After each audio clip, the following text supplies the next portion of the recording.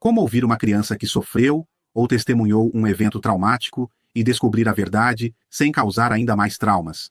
Pois é, hoje a gente vai mergulhar fundo na ciência que existe por trás dessas conversas com crianças testemunhas, ou até mesmo vítimas. Essa é, sem dúvida, uma das perguntas mais complexas e angustiantes que os pais enfrentam. Porque no fim do dia, a vida de muita gente pode depender do que for respondido. E o desafio é ainda maior, porque muitas vezes as feridas não são visíveis. Quando não há marcas físicas, a verdade depende quase que inteiramente da memória da criança e da capacidade dela de contar o que aconteceu. É uma responsabilidade enorme. Ok. Para a gente entender isso direitinho, vamos seguir um caminho bem claro. Primeiro, vamos falar sobre o dilema do testemunho infantil, para sacar os desafios. Depois, a gente entra na ciência para ver como a memória funciona de verdade e qual o perigo das falsas memórias. E aí partimos para a solução: a ciência de como perguntar e, finalmente, um protocolo criado para proteger todo mundo. Vamos lá? Bem, aqui está o centro da questão. Crianças não são adultos em miniatura, né? A mente delas ainda está em pleno desenvolvimento. Isso quer dizer que precisamos de um jeito de conversar, de entrevistar, que seja totalmente especializado para não acabar contaminando a verdade. E para a gente realmente pegar a dimensão desse desafio, precisamos olhar para a peça central de tudo isso: a memória. E a primeira coisa a saber é que ela não funciona do jeito que a maioria de nós pensa. Esse aqui é o ponto-chave. A nossa memória não é tipo uma câmera de vídeo que grava os fatos e pronto. Ela tá mais para uma pintura que é retocada toda vez que a gente olha para ela. O que isso quer dizer? Que as memórias podem ser alteradas, distorcidas e, pasmem, até criadas do zero. O que a gente guarda não é uma cópia fiel, e as implicações disso, principalmente em um tribunal, são gigantescas. Pensa no testemunho como uma corrente com 5 elos. Primeiro, a percepção. A criança tem que ter notado o que aconteceu. Depois, o armazenamento. Essa informação tem que ser guardada. Aí vem a recuperação. A memória precisa ser acessada. Depois, a expressão. A criança tem que conseguir contar o que lembra. E por último, a motivação. Ela precisa ter um motivo para compartilhar. Se um único elo desse se quebra, todo o testemunho pode ir por água abaixo. E é bem aqui que a coisa fica mais complicada. Essa corrente da memória, que já é super delicada, é também muito vulnerável a influências de fora, o que nos leva a um território bem perigoso: o das falsas memórias. É fundamental entender uma coisa: isso não é mentira. Para a criança, essa memória falsa parece tão real, tão vívida, quanto qualquer outra. É uma convicção genuína sobre algo que na verdade nunca aconteceu. E a ciência é muito clara nisso. Crianças, principalmente as mais novas, são como esponjas para sugestões. Isso significa que, mesmo sem querer, um adulto pode acabar plantando memórias que nunca existiram. Pois é, vários fatores do próprio desenvolvimento infantil tornam as crianças mais vulneráveis a terem suas memórias alteradas pelo jeito que a gente pergunta. Elas querem agradar, confiam nos adultos e ainda estão aprendendo a separar o que elas realmente viram daquilo que ouviram alguém contar depois.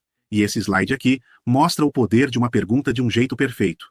De um lado, uma pergunta sugestiva como: ele tocou em você, não foi? Ela já meio que entrega a resposta, né? Do outro lado, uma pergunta aberta como: me conte tudo o que aconteceu. Abre um espaço seguro para a criança contar a própria história.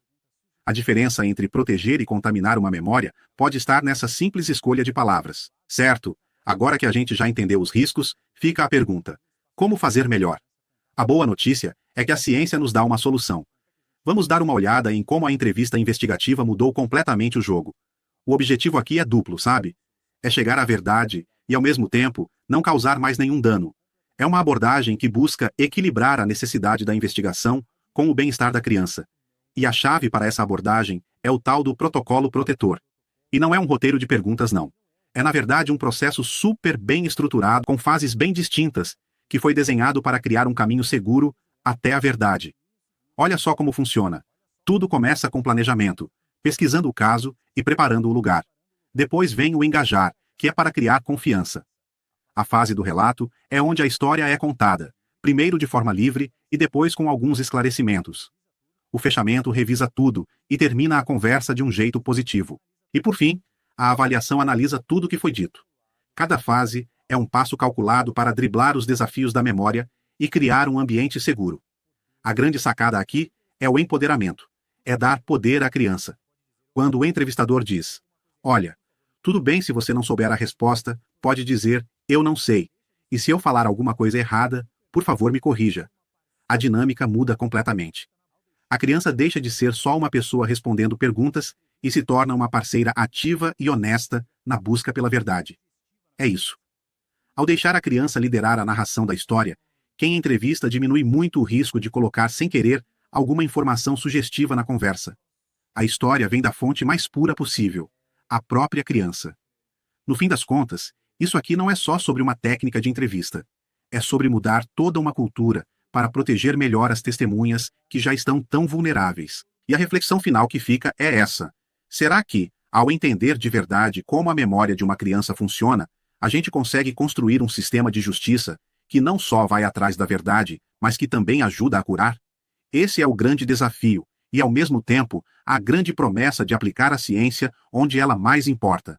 Caso você tenha dificuldades para lidar bem com qualquer uma das questões trazidas neste vídeo, a técnica de sincronização bioenergética pode te ajudar muito nisso. É uma terapia simples, rápida, não invasiva e sem uso de fármacos, e que funciona 100% das vezes para 100% das pessoas. E se você gostou deste vídeo, deixe aqui o seu like e o seu comentário. Assim, o conteúdo é distribuído para mais gente porque o algoritmo entende que o assunto é relevante e nos ajuda a fazer o canal crescer. E se você ainda não é inscrito, se inscreva aqui no canal e clique no sininho para receber nosso conteúdo diário. Para saber mais sobre a técnica de sincronização bioenergética, clique no link da bio ou da descrição deste vídeo e descubra o poder desta prodigiosa terapia do futuro, agora no presente, sincronizando o que há de melhor em saúde física e mental, para você, para sua família e até mesmo para sua empresa.